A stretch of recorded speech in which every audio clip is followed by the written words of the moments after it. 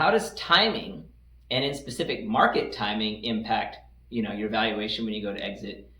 The markets have been a little choppy lately, and so we can see that they certainly can have an impact in a hurry. But how much do they impact startup valuations? When you actually go to M&A, the answer, unfortunately, is a lot. And so let's just say that the stock market. I'm going to rewind a little bit here, but let's rewind to the Great Financial Crisis in that time frame. And so this is not an exact chart by any means, but the market was kind of going up into 2007, then it gets choppy, and then it crashes, and it wasn't a straight line, but it crashes in 2008 very, very sharply. The bounce back was actually relatively quick.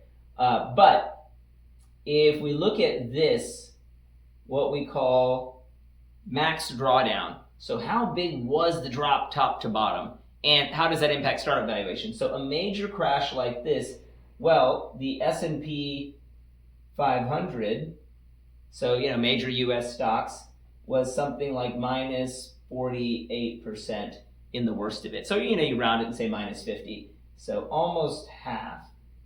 And then you have the what's called the Russell 2000. So what is that? That is small cap stocks. And why do I bring this up? Why do I not bring up the NASDAQ? Well, because the answer is the NASDAQ actually was and is fairly similar in its risk characteristics to the S&P 500. In fact, these days they're almost the same because so much of the market cap of the S&P is actually big cap tech stocks that are in the NASDAQ.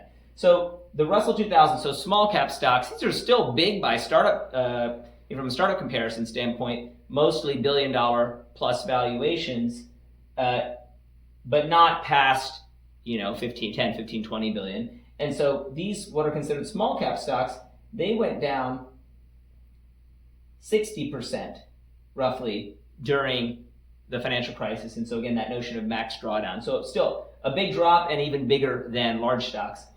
Then you get into startups. So how much do startup valuations decline?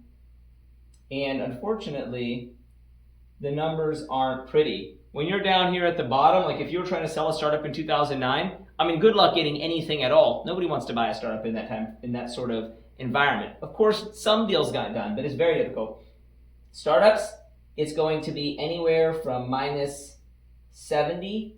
Believe it or not, it can go down as much as 90.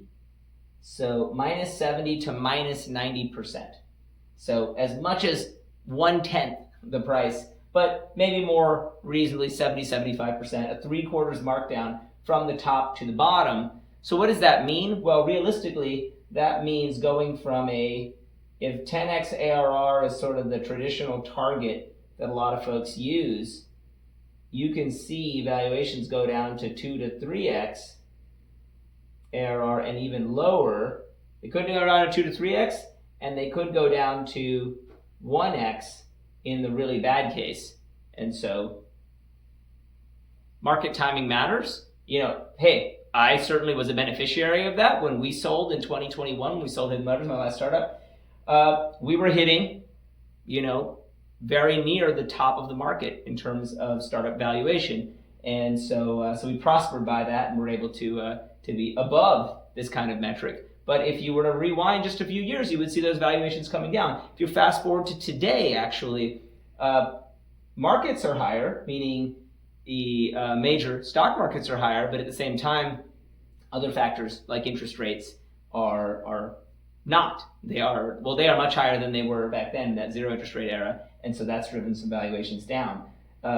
So keep this in mind, that one of the largest factors that you can't control is actually valuations of equities as a whole, because hey, when you're selling a startup, you are selling stock. So you are compared to public stocks as well as larger private companies, and these valuations will vary widely. And so if 10x is the metric that everyone uses, it collapses when the market gets tough, and then it recovers, in the next cycle.